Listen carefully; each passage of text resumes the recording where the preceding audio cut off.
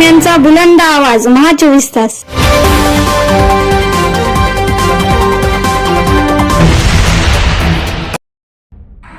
नमस्कार, महा 24 तास न्यूजच्या बातमीपत्रामध्ये आपल्या सर्वांचं स्वागत आहे। बातमी ते नांदेडमधून जिल्हा नियोजन समितीच्या बैठकीत पत्रकारांना प्रवेश द्या, डिजिटल मीडिया संपादक पत्रकार संघटनेची मागणी।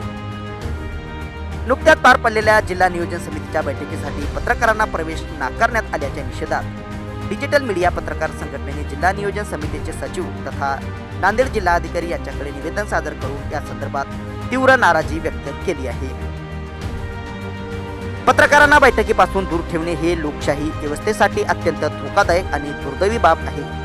ही बैठक केवळ शासकीय आणि राजकीय वर्तुळापुरती मर्यादित न राहता सामान्य जनतेसाठी खुली असावी, यासाठी पत्रकारांची उपस्थिती अत्यावश्यक असल्याचे संघटनेचे म्हणणे आहे। प्रशासनाने या प्रकरणी गंभीर दखल घ्यावी अशी मागणीचे निवेदन डिजिटल मीडिया संपादक संघटनेचे जिल्हाध्यक्ष प्रवीण खंदारे, जावेद शेख, महेंद्र देमगुंडे, प्रवीण देशमुख, कवरचंद मंडे, शिवाजी हंबार्डे, गंगाधर गच्चे, मोहम्मद रफिक शेख मौला, नितीन नरवाडे, सदाशिव गच्चे, भैयासाहेब गोडबोले आदींनी केली आहे। तर पाहूया पत्रकार बांधव काय म्हणाले। महा 24 तास न्यूजसाठी महेंद्र धोंगडे, नांदेड।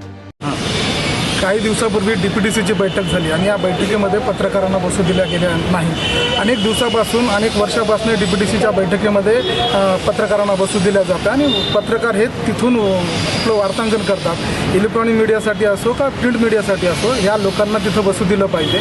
नेमका नांदेड जिल्ह्याचा विकास कोणत्या पद्धतीने होतोय आणि कोणते मुद्दे त्या ठिकाणी मांडले जात आहेत हे लोकांपर्यंत पोहोचण्यासाठी माध्यमांच्या प्रतिनिधींना तिथं बसू दिलं पाहिजे, अशी आमच्या संघटनेची मागणी होती। आणि एकूणच पाहता त्या ठिकाणी जे आपण जर पाहिलात तर लोकसभेमध्ये असेल त्याच ठिकाणी सुद्धा लाईव्ह होतं, विधान भवनामध्ये सुद्धा हे लाईव्ह होतं।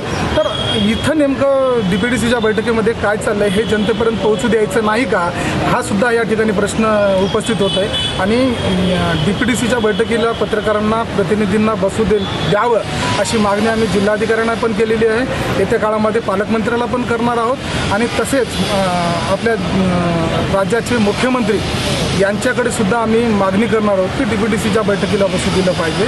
आणखी एक मुद्दा महत्त्वाचा म्हणजे की DPDCच्या बैठकीला जे आमचे पोलीस बांधव या ठिकाणी बंदोबस्तासाठी येतात, त्या ठिकाणी तिथल्या कॅन्टीनवाल्यांनी त्यांना पाणीसुद्धा त्यांच्या हातातून हिसकाटून घेतले, हा सुद्धा मुद्दा निषेधार्ह आहे।